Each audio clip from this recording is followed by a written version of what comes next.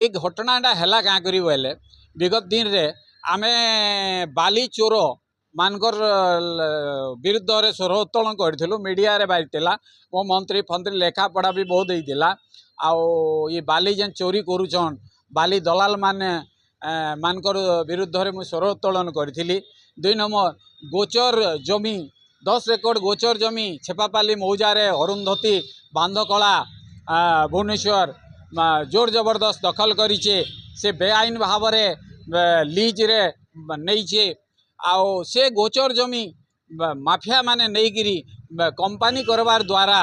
सेने गोमाता माने खाइबा के नहीं पाइकिरी विभिन्न असुविधार सम्मुखीन होउछन आउ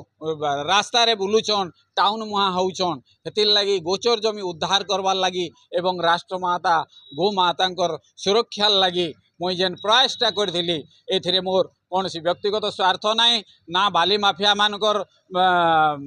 सांगरे लागबार मोर किसी स्वार्थ अच्छी सेने राजस्व हानि होचे वर्तमान ठिका कौन सी बाली घाट ठिका नहीं बेआईन भाव में चलीचे आउ राजनेता माने लक्षाधिक टंका से